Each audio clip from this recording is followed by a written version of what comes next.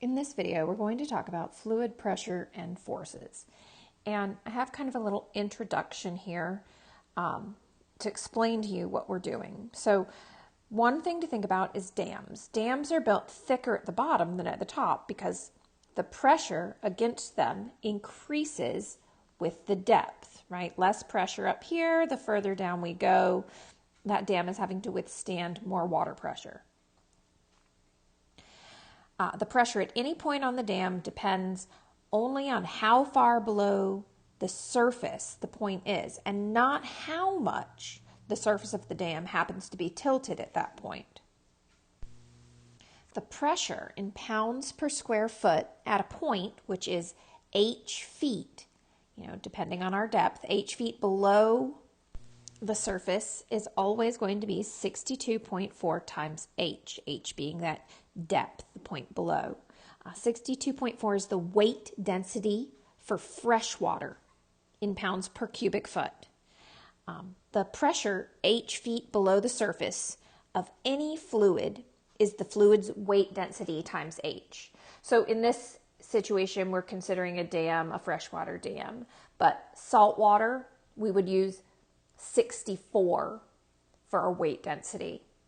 If we were dealing with olive oil is 57. Gasoline is 42.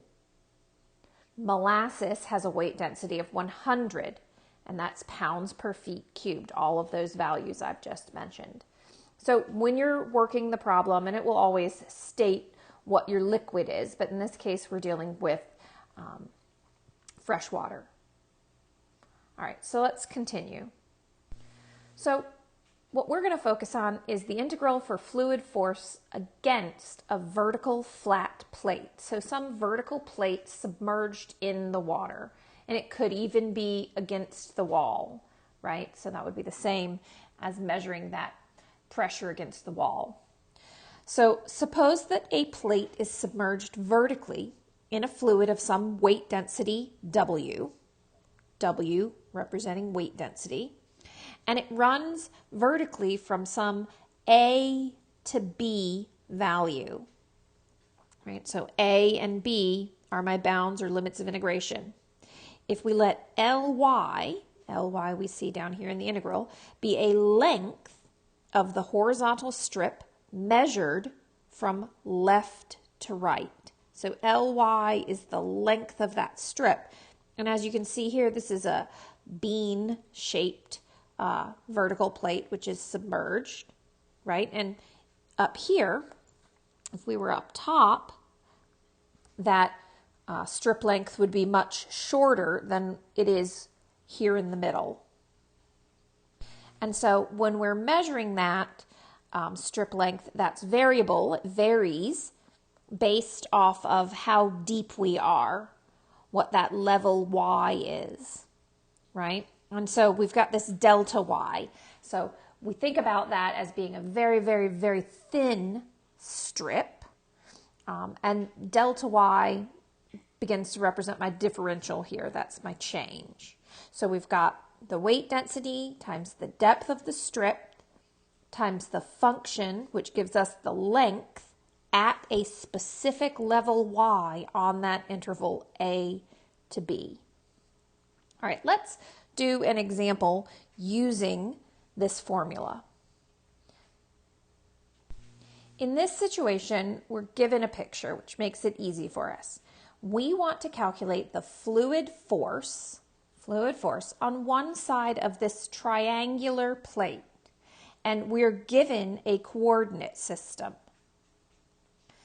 All right, so we're going to use that formula, F equals the integral from A to B of my weight density times my strip depth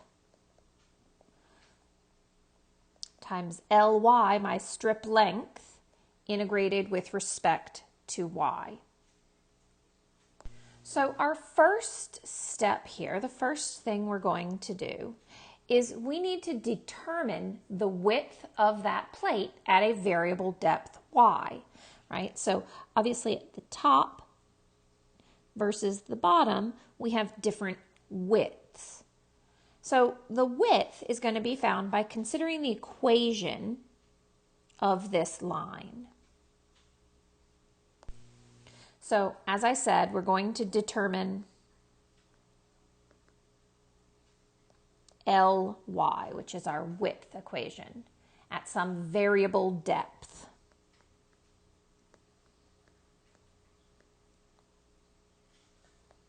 That variable depth y. So the right-hand edge here, this piece of the equation, that is y equals x minus 5. Now, because we're dealing with this vertically, we want to rearrange, and we want x in terms of y. So rearranging that, that would be x equals y plus 5. Now, that equation only takes into account the right-hand side, right? That's my right-hand edge equation. So the total width, my Ly equation, is going to be 2 of y plus 5. And then the depth of the strip, that's going to be negative y. We are down y units. And it isn't specified in our instructions here, but we're going to assume freshwater. So when we set up that integral, f is going to equal the integral from a to b. And we need to go up and look at our picture and think about, well, what is my lower and upper vertical bound of this plate? My lower bound is negative 5. My upper bound here is negative 2. So we have this from negative 5 to negative 2. My weight density W is 62.4. My strip depth is negative y. And my function for the strip length is 2 times y plus 5. And this will need to be integrated with respect to y. So I encourage you to pause the video right now. Make sure you understand how I've created all of these pieces and set it up. Because at this point, it's just a basic integration problem. We'll factor out some constants and use the power rule to integrate. So what I have here, if I factor out the 62.4 and the 2, that gives me 124.8. Again, integrating from negative 5 to negative 2. And I'll go ahead and factor that negative value right here out as well. So I'm going to put that negative in front. And that leaves me with y times y plus 5. So that is y squared plus 5y dy. So each of these terms is easy to integrate using my power rule. I have y cubed over 3 plus 5y squared over 2.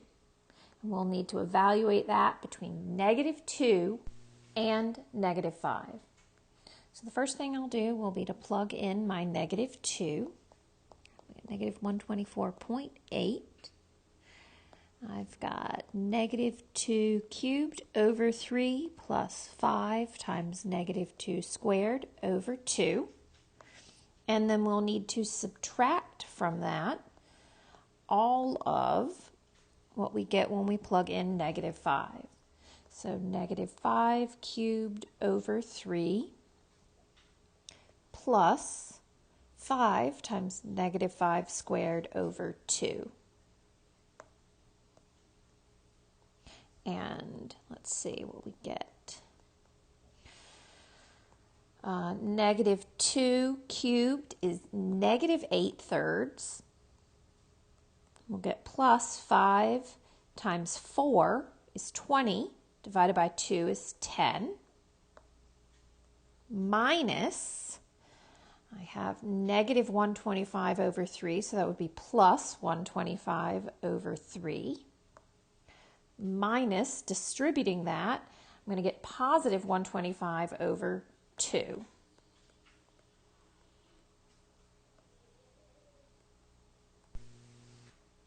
And as we continue working through this problem, summing all of those terms in the parentheses, we get negative 13.5. And multiplying that, we'll get 1,684.8 pounds. And that is the fluid force against that plate.